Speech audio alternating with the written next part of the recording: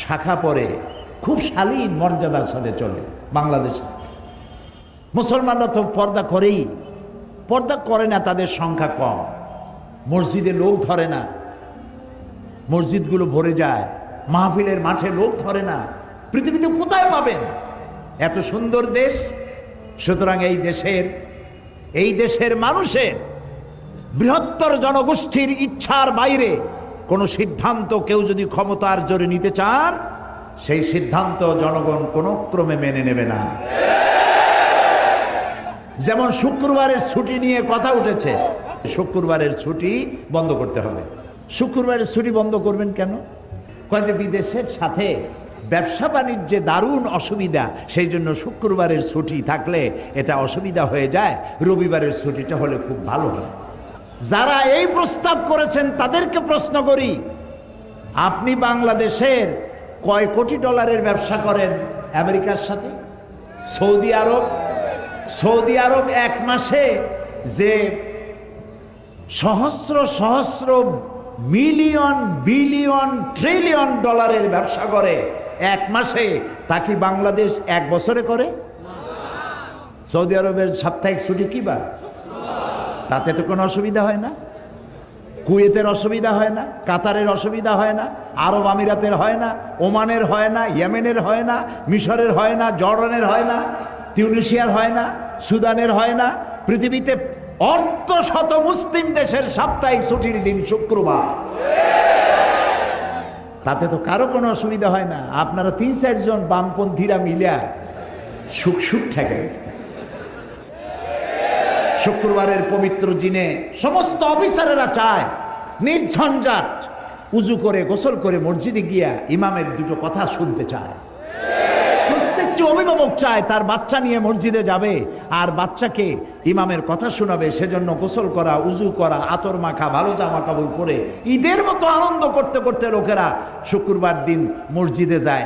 যারা মসজিদ কখনো চোখে দেখেন না, সে বামরা মসজিদের মজা বুঝবেন কি? কাজেই যারা ক্ষমতায় আছেন তারা বৃহত্তর জনগোষ্ঠীর মন মানসিকতা, চিন্তা চেতনার প্রতি শ্রদ্ধা জানাবেন, তাহলেই কল্যাণ হবে। ২ নম্বরের কথাটা বলেই তাফসিরে ঢুকবো ইনশাআল্লাহ। ২ নম্বরের কথা যেটা বলতে চাই গুরুত্বপূর্ণ, সেটি হলো মাদ্রাসা ছাত্রদের কথা। মাদ্রাসায় যে ছেলেরা পড়ে, এই ছেলেপেলেগুলি পরীক্ষায় জরিপে জানা গেছে মাদ্রাসার ছাত্ররা পরীক্ষায় পাশ করে সব থেকে বেশি, পাশের হার তাদের বেশি। কারণ এখানে কোরআন হাদিস পড়ানো হয়, ওর কলিজার মধ্যে ভয় সব সময়, সে আল্লাহকে চিনেছে, রসুলকে চিনেছে। আপনারা বদনাম করেন, জঙ্গিবাদ, বোমা তৈরি হয়, এই তৈরি হয়, সেই তৈরি হয়, এইসব হাবিজাবি বলেন, কিন্তু পরীক্ষায় তো ওরাই বেশি পাশ করে। আপনার বদনাম করা সত্ত্বেও এগুলি তারা করে না। আমাদের দেশে কওমি মাদ্রাসাগুলি, এ সমস্ত কওমি মাদ্রাসা গভর্নমেন্টের টাকা দিয়া তৈরি হয় নাই, এই জনগণের মুরগির ডিম বিক্রি করা, কদু বিক্রি করা পয়সা দিয়া কওমি মাদ্রাসা তৈরি হয়েছে। সেগুলিকে আপনারা জঙ্গিবাদের আখড়া বানাইছেন। আর একজনও বলেছে চোরেরা চুরি করতে করতে যখন আর চুরি করতে পারে না, বুড়া বয়সে একটা মাদ্রাসা করে। আহারে, তার বাপ মা এত সুন্দর নাম রাখলো আর লোকটা কামড়া করলো কি? এই ছাত্রদেরকে যারা পরীক্ষায় সব থেকে ভালো করে, ঢাকা বিশ্ববিদ্যালয়ের 7টা বিভাগে তাদেরকে ভর্তি হতে দেবে না এই বামের। দুর্ভাগ্যজনকভাবে ওই বামদের একজনই এখন তাদের শীর্ষে বসে আছে ঢাকা বিশ্ববিদ্যালয়। মাদ্রাসার ছাত্ররা হাইকোর্টে রিট পিটিশন করলো, হাইকোর্ট বলল এটি অন্যায়, মাদ্রাসার ছাত্রদেরকে ভর্তি করতে হবে। হাইকোর্ট কর্তৃপক্ষ, ঢাকা বিশ্ববিদ্যালয়ের কর্তৃপক্ষ এটা মানতে পারলো না, তারা আবার সুপ্রিম কোর্ট করলো। সুপ্রিম কোর্ট হাইকোর্টের রায়কে বহাল করে দিয়ে বলল মাদ্রাসার ছাত্রদেরকে ভর্তি করো। কিন্তু বাম সাহেবরা, ওনারা এখনো পর্যন্ত প্রতিবন্ধকতার সৃষ্টি করে রেখেছেন। 7টি গুরুত্বপূর্ণ বিভাগে মাদ্রাসার ছাত্রদেরকে তারা ভর্তি করবেন না। আমি স্পষ্ট ভাষায় বলতে চাই, মাদ্রাসার ছাত্ররা বিশ্ববিদ্যালয়ের কাছে করুণা ভিক্ষা চায় না, যোগ্যতার ভিত্তিতেই তারা পরীক্ষা দিবে। পরীক্ষায় যদি অন্য ছেলেরা পাশ করে আর মাদ্রাসার ছেলে যদি ফেল করে, আমি বলবো না তাকে নেওয়ার জন্য, কিন্তু মাদ্রাসার ছাত্ররা যদি পরীক্ষায় উত্তীর্ণ হয় তাকে ঢাকা বিশ্ববিদ্যালয়ে ভর্তি করতে হবে হবে হবে।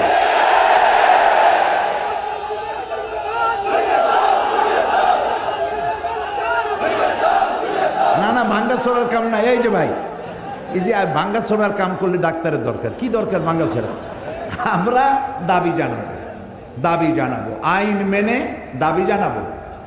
সরকার যেন দু চারটি বামের কথা শুনে বৃহত্তর জনগোষ্ঠী কলিজায় যেন আঘাত না লাগান, তাহলে অনেক কিছু বুমেরাং হয়ে যেতে পারে। সেই জন্য আমি অনুরোধ জানাবো, এই দুটি কথা, শুক্রবারের ছুটি বন্ধ করার ব্যর্থ চেষ্টা করবেন না। আর মাদ্রাসা ছাত্রদেরকে ঢাকা বিশ্ববিদ্যালয়ের 7টি বিভাগে ভর্তি করার সুযোগ দিন। এই ছেলেরা পাশ করে বিসিএস পরীক্ষা দিয়ে যখন প্রশাসনে ঢুকবে, প্রশাসন দুর্নীতি মুক্ত করার জন্য পুলিশ লাগবে না, এমনি ভালো হয়ে যাবে। এখন আসেন আমাদের চিরকাঙ্ক্ষিত তাফসীরের আলোচনায় চলে যায়।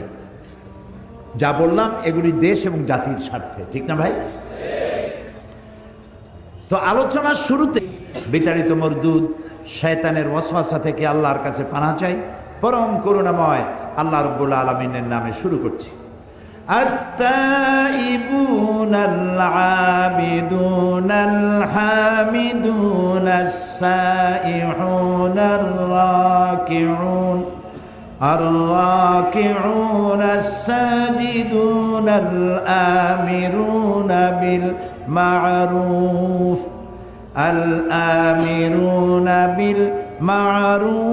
والناهون عن المنكر والحافظون لحدود الله وبشر المؤمنين। মোমেনদের জন্য অবশ্যই তার চারিত্রিক বৈশিষ্ট্য হওয়া কয়টি? 8টি। আর আমি প্রথম দিন বলেছিলাম আল্লাহর জান্নাতের সংখ্যা কয়টি? সূরা তওবার 112 নম্বর আয়াতের এই 8টি বৈশিষ্ট্য যদি আমরা ধরে রাখতে পারি সারা জীবন, তাহলে কিয়ামতের দিন আল্লাহ তাআলা আমাদের জন্য 8টি জান্নাতের দরজাই ওপেন করে রাখবেন, খুলে রাখবেন বান্দাদেরকে স্বাগত জানাবার জন্য। আল্লাহ যেন সেই সৌভাগ্যবান ব্যক্তিদের মধ্যে আমাদেরকেও শামিল করে নেন। আপনাদের কি মনে আছে এই 8টি বৈশিষ্ট্যের কটি বলেছি? আলহামদুলিল্লাহ, আলহামদুলিল্লাহ। আল্লাহ তাআলা আমাদেরকে আরো বেশি বেশি দ্বীনি কথা স্মরণে রাখার, স্মৃতি পটে একে রাখার তৌফিক আল্লাহ আমাদেরকে দান করুন। আজকে 5 নম্বরে বলছি, আল্লাহ তাআলা বলছেন আর রাকিউন আস-সাজিদুন, রুকুকারী সেজদাকারী। রুকুকারী সেজদাকারী মুমিনের 5ম বৈশিষ্ট্য, অর্থাৎ সালাত আদায়কারী, সালাত আদায়কারী। ফার্সিতে এটাকে বলা হয় নামাজ। আমাদের দেশে ফার্সি ভাষা মোগল আমলে ঢুকছে, সেই জন্য আমরা মালাইকাকে বলি ফেরেশতা, জাহান্নামকে বলি দোজক, জান্নাতকে বলি বেহেশত, নবীকে বলি পয়গম্বর, সাওমকে বলি রোজা, আর সালাতকে বলি নামাজ। আল্লাহর নামও পাল্টায় ফেলেছি, আল্লাহরে বানাইছে খোদা, যার জন্য বলে খোদা হাফেজ, খোদা হাফেজ। আল্লাহর নাম কয়টি?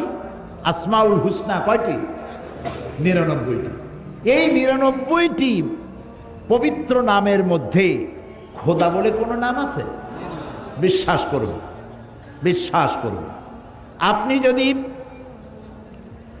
একবার দুবার নয় 10 লক্ষ বার যদি খোদা খোদা খোদা খোদা জিকির করতে থাকেন 10 লক্ষ বার, একবার আল্লাহ বলার সমান হবে না। কারণ খোদা আল্লাহর কোনো নাম নয়। এই জন্য আজ থেকে এই পরিভাষার পরিবর্তন করুন। আপনার সন্তানকে বিদায় দেওয়ার সময় বলুন আল্লাহ হাফেজ। খোদা হাফেজের পরিবর্তে আমরা আজ থেকে কি বলবো? আল্লাহ হাফেজ। আল্লাহ আল্লাহ বলেছেন সালাত, এটাকে আমরা নামাজ বানাইছি। চেষ্টা করুন সালাত বলা, চেষ্টা করুন। আস্তে আস্তে পরিভাষাগুলি পরিবর্তন হোক। আমরা কোরআনের পরিভাষা যদি বলি সওয়াব হবে, আমরা যদি রোজা না বলে সওম বলি সওয়াব হবে। এইভাবে প্রত্যেকটি ইসলামী পরিভাষা কোরআনের পরিভাষা ব্যবহার করলে আমাদের সওয়াব হবে বেশি, সেদিকে আমরা যেন লক্ষ্য রাখি। সালাত হচ্ছে ঈমানের সর্বাগ্রগণ্য দাবি। একজন মানুষ যখন ঈমান আনে, ধরেন এখন একজন অমুসলিম ইসলাম কবুল করলো, তার প্রথম কাজ কি? সালাত আদায় করা, নামাজ আদায় করা প্রথম কাজ। মুমিনের শ্রেষ্ঠ আমল হচ্ছে সালাত আদায় করা, নামাজ আদায় করা। দেখুন হযরত মূসা আলাইহিস সালামের কাছে আল্লাহ তাআলা সর্বপ্রথম যে ওহী করলেন, একেবারে প্রথম ওহী, সেই ওহীটা যেখানে নাজিল হয়েছিল সেইটা আমি দেখে আসছি আলহামদুলিল্লাহ। আমি আমার মিশর সফরের সময় সেই ওয়াদি মুকাদ্দাস সেখানে গিয়েছিলাম। ওয়াদি মুকাদ্দাস, আল্লাহ তাআলা বলছেন ওয়াদি মানে উপত্যকা, দুই পাহাড়ের মাঝখানে যে সমতল জায়গা থাকে সেটাকে ওয়াদি বলে আরবিতে, বাংলায় বলে উপত্যকা। এখানে যখন মূসা আলাইহিস সালাম গিয়েছিলেন তখন আল্লাহ তাআলা বলেছিলেন ইয়া মূসা ফাখলানা আলাইক ইন্নাকা বিল ওয়াদিল মুকাদ্দাসি তুয়া, জুতা খোলো, এটা পবিত্র উপত্যকা। মূসা আলাইহিস সালাম জুতা খুলেছিলেন। আমরাও যখন নেমেছিলাম গাড়ি থেকে অনেক আগের থেকেই জুতো খুলে ফেলেছি ভয়তে। আল্লাহ মূসা আলাইহিস সালামের জুতো খুলতে বলছেন। যেই জায়গায় এটা নাজিল হয়েছিল আয়াত, যেখানে আল্লাহর নূর পড়েছিল, সেখানে একটি গাছ আছে। ওরা বলে যে এখনো ওই সেই গাছটাই। ওখানে দেখলাম খ্রিস্টানরা যায়, ইহুদিরা যায়, মুসলমানেরা যায়, অনেক চিঠি গাছের পাতায় পাতায় ঝুলানো। জিজ্ঞেস করলাম এগুলি কি? বলল যে লোকেরা আল্লাহর কাছে চিঠি লিখে তুই গেছে। মূসা আলাইহিস সালামের কাছে সর্বপ্রথম যে ওহীটা নাজিল হলো সে ওহীটা কি ছিল? আল্লাহ রাব্বুল আলামিন হযরতে মূসা আলাইহিস সালামের কাছে প্রথম যে ওহীটি নাজিল করলেন তা ছিল ইন্নানি আনাল্লাহ লা ইলাহা ইল্লা আনা ফা'বুদনি ওয়া আকিমিস সালাতা লিযিকরি। ইন্নানি আনাল্লাহ, নিশ্চয়ই আমি আল্লাহ। সুবহানাল্লাহ।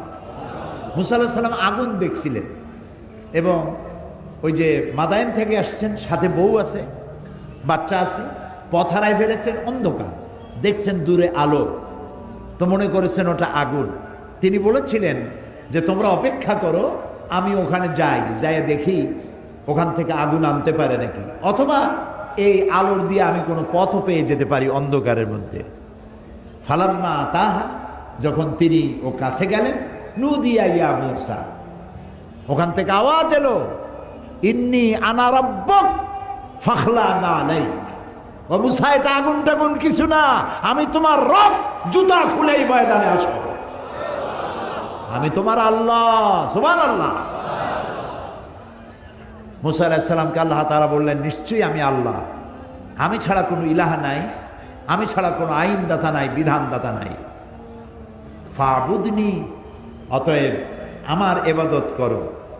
ওয়া আকিমিস সালাতা লিযিকরি, আর আমাকে স্মরণ করার উদ্দেশ্যে নামাজ কায়েম করো।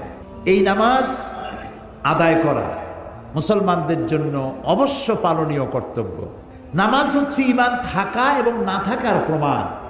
আল্লাহ তাআলা বলছেন ফালা সাদ্দাকা ওয়ালা সাল্লা ওয়ালাকিন কাযযাবা ওয়া তাওয়াল্লা।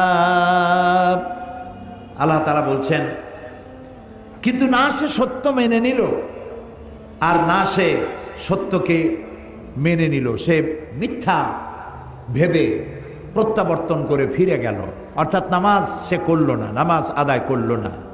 তো নামাজ যে আদায় করল না, সে কিন্তু তার ঈমানের সাথে বিদ্রোহ করেছে, তার ঈমানের আনুগত্য সে করে নাই।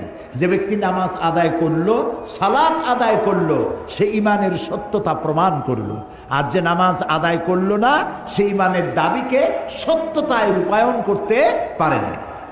জাহান্নামে যাওয়ার যতগুলি কারণ আছে, কিয়ামতের দুটি জিনিস আছে, একটা হলো জান্নাত, আর একটা বলেন ভাই, জাহান্নামে যাওয়ার যত কারণ, তার মধ্যে অন্যতম কারণ হচ্ছে নামাজ আদায় না করা। আল্লাহ তাআলা বলছেন ইয়াতাসাআলুনা আনিল মুজরিমিন মা সালাকাকুম ফি সাকার, জাহান্নামীদেরকে প্রশ্ন